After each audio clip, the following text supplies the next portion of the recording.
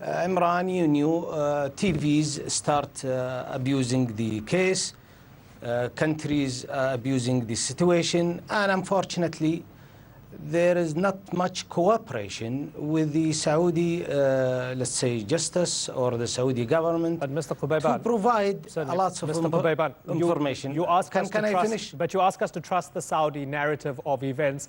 At every point it changed only when new evidence came to light contradicting their line. They first said, we don't know what happened to him. We have no idea where he is. Then it became, well, maybe something happened to him. Then became, oh, well, I think it was a scuffle. It was only once Turkish investigators and Turkish authorities released the evidence that they finally had to cave in. And even at that point, the story tended to change. You want us to trust the Saudi narrative, but it keeps on changing, only adjusting to overwhelming evidence. Why should we trust the Saudi authorities?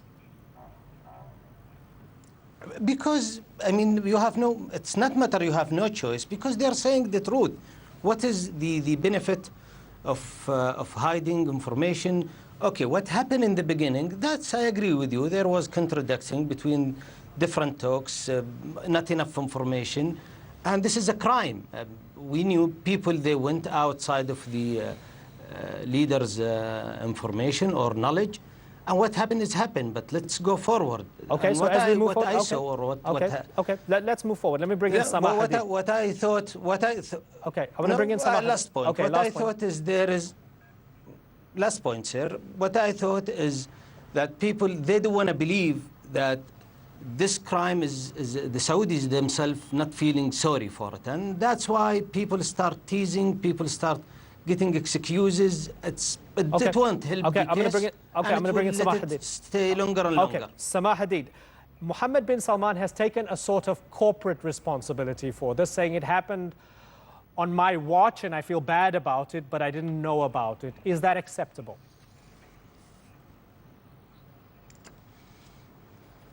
Well, it's absolutely unacceptable. And I use Donald Trump's own words in describing the incident, where this is one of the, he said this is one of the worst cover-ups in history, and it is a cover-up. You know, as you mentioned, the Saudi leadership came out denying the entire incident and murder to begin with, and then they changed their tune and admitted that the crime had taken place. And now Mohammed bin Salman, who is out to restore his image and reputation internationally, comes out to claim responsibility. It happened under his watch, but wasn't directly ordered by him, which is absolutely farcical. Given the nature and controversy of this crime, you would imagine that it could only be ordered by the highest ranking officials and leadership. The other thing to note is that his closest advisor, Saud al-Qahtani, was overseeing the entire incident and the brutal killing. This is an aide that closely advised Mohammed bin Salman, who was tasked with targeting dissidents, monitoring and hunting down people like Jamal Khashoggi. So we can only assume, based off of this and also the conclusions by the CIA and the UN officials, that Mohammed bin Salman and Saudi leadership, the highest ranking Saudi leadership, were most probably involved in this crime. So there is a trial happening in Riyadh at the moment. The supposed masterminds, Al-Asiri and Al-Qahtani, their whereabouts are unknown for the moment. Shrouded in secrecy, no great transparency here. Let's go to Iyad al-Baghdadi. Iyad, you were taken into protective custody in Oslo. As far as I understand, the CIA tipped off the Norwegians that there was a threat to your life coming from the Saudis. This is personal for you.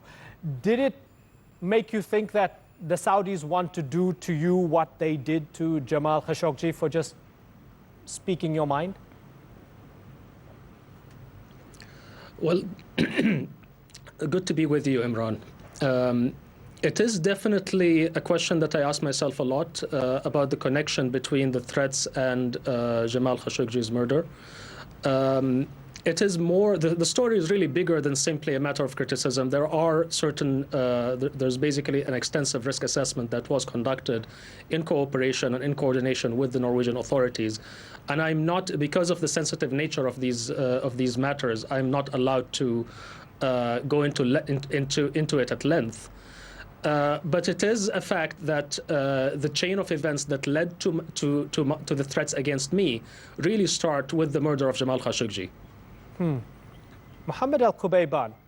A lot of people look at this and they think, well, the only reason Mohammed bin Salman hasn't faced any accountability here is because of US support. That even if the CIA says they have evidence that he ordered it, the fact that Donald Trump still stands by his Saudi ally, and whether the connection is political or financial or both or a combination in multiple ways, ultimately that alliance with the United States rather, has allowed Mohammed bin Salman to get away with murder. Address that for me. I'm still, sir, I told you now, His Royal Highness talked well clear, and he said it loud and clear. If anybody got any evidence, please provide it to the people. Now look at the what Miss Samah were saying. She saw Kitani and she saw Asiri and she saw whoever was they did the crime. Now this is good. Provide the government, provide people, provide the media with the picture. And that's where we move on. Matter of that, the crime did not happen unless it's been directed by Prince Mohammed bin Salman. I think this is nonsense talk. What the Saudis did, I thought, sir, they are going in the right track. They restructure the intelligence, they restructure the security. They will work. But will never happen again. Certainly, as somebody who worked in the system, right? If they sent 2 private jets, a killing team of 15 people on 2 private jets, and they were sophisticated enough to send a decoy, a man who fit the description of Khashoggi, to dress up like him and walk around Istanbul for the CCTV cameras to pick him up on the streets. If what you're saying is true, then the entire Saudi system is so utterly useless that an entire wing of the government can do this rogue operation and others don't know about it. So the government's quite useless, isn't it? No, but yeah, you're talking about how many numbers, how many employees in the kingdom. He said 3 million, and that was a good clarification from his side. And he said, I delegate authorities. I cannot be almost you still watching find everybody. You find his reasoning completely sound. I agree with His Royal Highness answers, but I thought the people, Imran, doesn't want to help the justice to go througrough. I want to get a response from Iyad al-Baghdadi. All this talk, okay.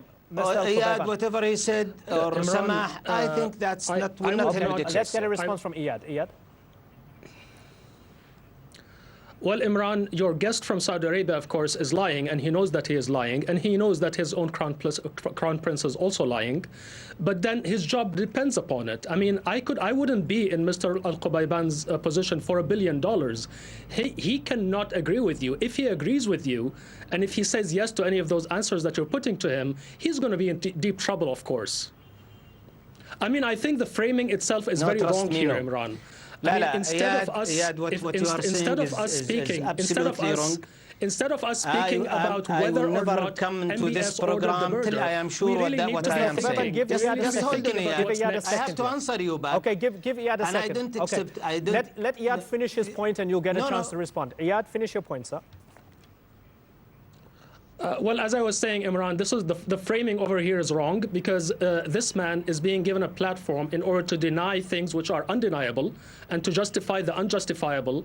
I don't think we should be on this day, on this particular day, the day on which Jamal was killed. I don't think we should be debating who killed him, because this is known, or who gave the orders, because this is known. We should really be debating what happens next. And Mohammed al-Qubayban, we should not be debating facts, sir. Okay, fair enough. Mohammed al-Qubayban, would you accept an international investigation, possibly as high up as the ICC, into whether the highest authorities of Saudi Arabia ordered this killing? Because that's what a lot of people want. They want a closer investigation into where the order came from. If you have nothing to hide, would you accept that? No, sir, I will not accept any any other government or any other society or any other people interfere in our investigation. We have our investigation system, we have our rules, and I think we have professional people to do the job right. So simple. Will not allow anybody, and I will not accept it for myself and the government. I think the assassins who killed Jamal Khashoggi were in fact assassins, were in fact professionals who knew what they were doing. Let's be more logic. What you are saying, Riyadh, is just, I think, you absolutely have a zero information about the Saudi system, how the trial goes, what happened after that. I think you need to read the book and get back, give information, rather than you're saying, I am a liar. Okay, That's so not polite let's find to say out to somebody then. in this TV, let's I am a ask liar. I'm not going to go personal, but this is Samah. not polite. I want to ask I will not Samah accept about it from you. what's going on in Riyadh. Now, we don't have a lot of information, as I mentioned earlier on, about what's going on in Riyadh. The Americans and others seem to be satisfied that the Saudis are working their way through a system of justice here. There are 11 unidentified suspects who have been on trial. 5 of them face the death penalty. So, say for instance, in the coming months, something comes out where we hear that the rotten apples have been dealt with. The people who are responsible for killing Jamal Khashoggi are facing justice, whether that's via the death penalty or not. Will that have any credibility in your eyes, Samah?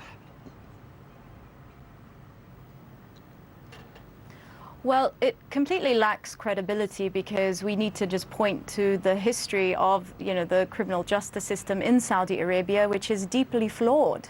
It's a system that does not adhere to international standards. There is a severe lack of fair trials. In Saudi Arabia, the kingdom is known for this. And when it comes to the specific trial that is currently taking place, holding those suspected of murdering Jamal Khashoggi to account, this is shrouded in secrecy, as has been noted by UN officials and many others. We have very little faith that this trial would actually deliver justice and truth for Jamal Khashoggi. It seems that these lower-ranking officials have been used as scapegoats to be tried for this crime, where the Saudi leadership just gets away with murder. So, we can't rely on any investigation or criminal proceedings taking place in the kingdom. We have evidence of this not working in the past. The other thing to note is that the international community has also failed to take the perpetrators to account, to hold them to account for this crime. The UN Secretary General has the power to actually open up international criminal investigation to confirm and get down to the truth of what happened to Jamal Khashoggi, but he has dragged his feet. And we've also seen this complacency from member states of the UN who refuse to push for an international criminal investigation. Right. This has been recommended by the UN Special Rapporteur and others, as well as civil society around the world. And yet we haven't seen any action taking place. What we have seen, however, is allies of the Saudi Arabian government and allies of the Crown Prince Mohammed bin Salman, such as the US government, only provide political cover to the Saudi leadership and block any attempt to hold high-ranking officials to account, block any attempt to end arms sales to the Saudi Arabian regime, which would actually raise the political costs and hurt the Saudi Arabian government more than any other legal avenue. And so I think it will take a very long time before we see any ramifications or consequences faced by the Saudi Arabian government. Yeah, well, what a lot of people are asking is the audacity. How does something like this happen, and how do the perpetrators seemingly get away with it after 1 year? 1 year ago, Jamal Khashoggi was killed in a heinous incident. The audacity inside a consulate in a foreign country, an abuse of diplomatic immunity, still many, many questions ahead. Iyad al-Baghdadi, Mohammed al-Qubayban, and Samah Hadid and Helena Kennedy a little bit earlier on. I thank you so much for joining us here on this edition of The Newsmakers. And I thank you so much for joining us here. We'll see you tomorrow. Bye-bye.